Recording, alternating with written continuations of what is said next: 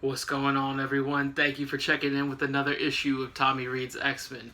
Today, we're taking you all the way back to July 1965 for X-Men number 12. Written once again by Stan the Man Lee, with art by the great Jack the King Kirby. This one is called The Origin of Professor X. So we gonna learn all about Papa Chuck. Let's get to it. So first off, the X-Men are alerted by a big alarm going off in the X mansion. And there's a lot of X in that sentence, but in Xavier's mansion. And they're like, what the heck is that?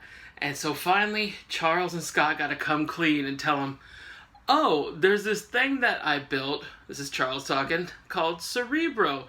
And it's gonna alert us to mutants and any other kind of danger, because the last time it went off, it wasn't really a mutant, and this isn't really a mutant here, but, there's something coming, and we need to get ready for it. That's all y'all need to know. Now do your business. And so the X-Men take off, and they prepare the mansion for war. Iceman puts up ice shields. Cyclops uses his beams to dig a trench that they electrify somehow. And they take these trees and hollow them out and put, grenades in them. And when they get back to Professor X, he's like, cool, I can't believe you guys did this all in 5 minutes. 5 minutes, okay? It took me longer than that to set up just to film this, and I have a very meager set, as you can tell. We, hopefully get some artwork going pretty soon, but, yeah, even the notes I keep or whatever, setting up the camera, took longer than 5 minutes, okay? I didn't make no hollowed out tree grenade launcher, but the X-Men are the X-Men, and that's why we train them. And that's what they're doing. So Charles is like, there's a threat coming, and to better tell you about it, let me take you into this flashback. And then on the next panel, it's literally smoke for a flashback. All we need, and Charles's face, and smoke going like this. All we need is for him to go like, diddle-doo, diddle-doo, diddle-doo. Shout out Wayne's World fans. Anyway, so we meet Charles as a youngster. And first things first, what took me by surprise, Charles Xavier, natural blonde. Who knew that, right?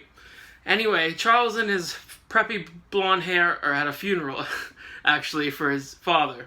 His father's name is Brian Xavier, and there was an accident in a lab that he was working at with his partner, Kurt Marco. Now, Kurt's there at the funeral consoling Charles's mom.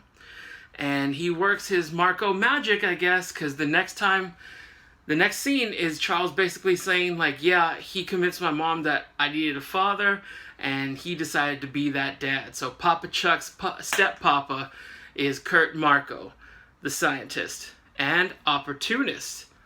We'll see that in a second.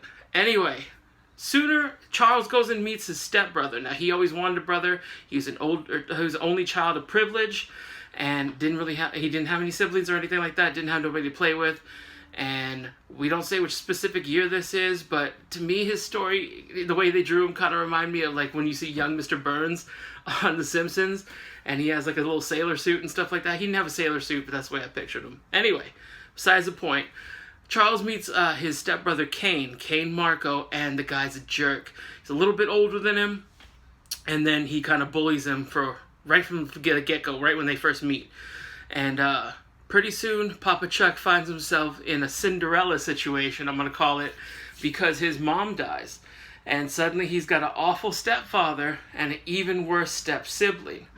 Now, mind you, while he's telling the story, the X-Men are watching this unknown foe that he's slowly unraveling get through their defenses. The ice shield he busts through like it's me swatting away a snow cone.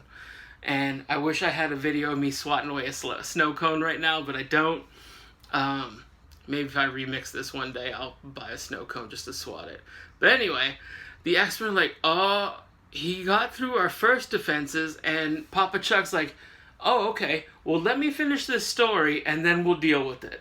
And he goes back into his flashback, where he's growing up, and they're horrible to him, and then Kane causes an accident in the dad's lab that inadvertently kills the dad. Now, on his dying deathbed, whatever, he tells Charles, because Kane kind of mentions maybe the dad killed the Charles's dad for money, or for the money and for Charles's mom, because she had a lot of money, she had a lot of power in the community, a lot of prestige and all that, and he had titles, whatever. She was balling, and he wanted some of that drip. And so he was like, he's like dying, he's like, Charles, I didn't kill your father. I could have stopped it. I could have stopped it and saved him, but I didn't. And then he dies. And Charles like, well, what the hell, man?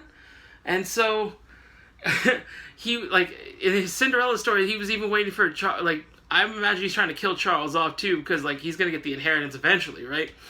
But the guy's dead, and then for some reason they don't say they had step parents, they don't say how old they are or whatever. Like, we see coming up, Charles is in high school, or about to go into high school, but we don't know how much older Kane is. I doubt he's an adult at this point. But for some reason, Kane and Charles just continue to live together. They're just living together in what's now the X mansion, and yeah, they just live together, go to school. Where's that sitcom? Where's that short story? You know what I mean? Like, The Adventures of Charles and Kane. So Charles gets his powers once he reaches puberty age, and once he goes into high school or whatever, he gets his powers. And because for some reason his powers manifested the way they did, he went from, the sweet blonde coiffed hair to nothing, to bald. His powers caused him to lose his hair, so they show like a young teenage Charles who looks like an older Charlie Brown. And in the comments, if you want to put, oh, Charlie Brown, he had blonde hair and it was so fair that you couldn't see it, and whatever. Charlie Brown was bald, dude. He was bald like your boy here. And that's why Charlie Brown's my spirit animal, amongst those reasons and a lot more. But anyway, Charles looks like teenage Charlie Brown. And then, even though there's a threat still coming at the X-Men, and they're literally looking out the window, seeing it come towards them, they're getting nervous. Charles starts with this weird humble brag about how, because of his powers, he was awesome in high school at sports. He was awesome at high school. He was a star quarterback, and they show him stiff arming somebody or whatever, and he was a track star. Now, okay, because of his powers, like, he could read people's minds, he could read the defense, he could whatever. I could see that working out maybe with football, like he knows the plays they're going to do or whatever, and he knows who to get it to, blah, blah, blah.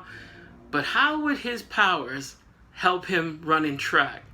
Like, did he know the ground? Like, it's going to rain 2 days from now or something like that, so I better wear different shoes. I've never run track. Look at me. Obviously, I've never been a track star. But, yeah, I don't see how that went to how he was able to use his powers for the benefit of running track. But somehow he started this humble brag. Then he goes on a tangent about how he and Kane were never that close, but once he graduated, Kane wanted to drive him off to college, and he was driving too fast, and they got into an accident, and he was able to use his powers there to, like, maybe, you know what? Maybe he used his powers to project his legs moving faster, and that's how he ran track, because he was able to shoot this dude out the car. And even though telekinesis, like, when I think of Charles Xavier, I think, mental powers, but telekinesis ain't one of them. That's more Jean Grey thing. Anyway, so he gets the guy out the car, but he stays in the car. He gets pretty beat up. And then one of the X-Men, off panel, so we don't see who it is, asks, "Is that how you lost your legs in the car accident?" And Papa Chuck goes off. He's like, "No. Y'all know how I lost my legs against battling Lucifer, who's not the devil, but he's got a cool name like the devil." And you got Tom all excited that he was going to fight the devil, but he didn't a few issues ago. And no, that is not how I lost my legs. Y'all know how I lost my legs. Don't make me repeat the story over and over again. Now, X-Men still looking out the window, and they're like, he got through the trench. And now those grenades, which are smoke bombs, and grenades, apparently, because Papa Chuck got a whole surplus of weapons in the mansion, did not do a thing, and he is almost at the door. And Charles like, okay, well, we're going to deal with them in a second, but let me finish this story, because I don't get a chance to tell this all, and, I'm really working through some things, and it's, just let me finish. Let me finish. So at this point in the story,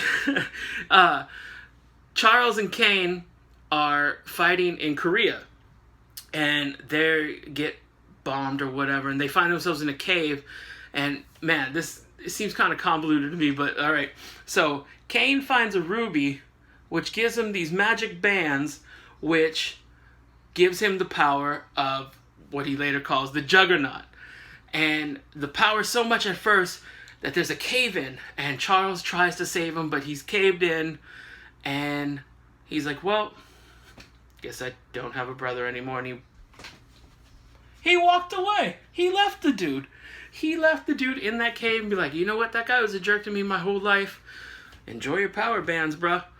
And Iceman, Beast, and Angel are getting so anxious about this battle that they start shoving each other. I guess they're bored by the story because Scott and Jean seem to be like riveted by it.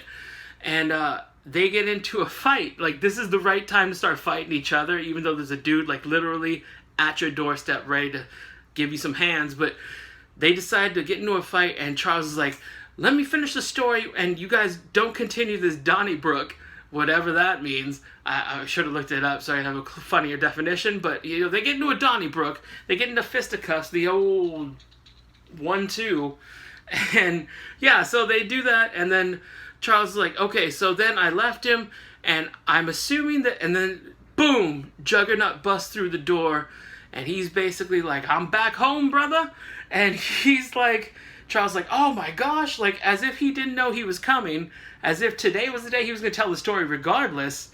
And Juggernaut shows up, he's ready for battle. X-Men are getting hyped up after the Donnybrook that pumped him up, and they're like, you know what, this is it, we're going to throw down. And they're going to do that in the next issue, because that's how it ends. It ends with the Juggernaut standing off against Charles and the X-Men, and they're going to have their big battle the next issue.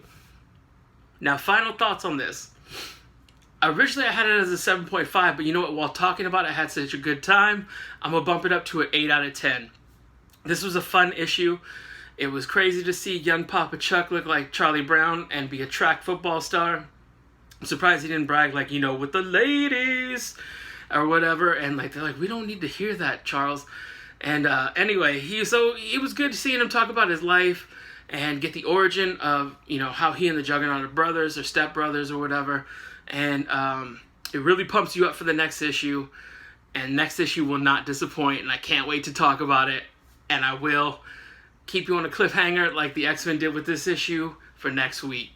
So this has been another issue of Tommy Reed's X-Men. Come back and check it out and read about the Juggernaut's battle with the X-Men in X-Men 13. This has been issue number 12. Thanks for checking us out. See you later.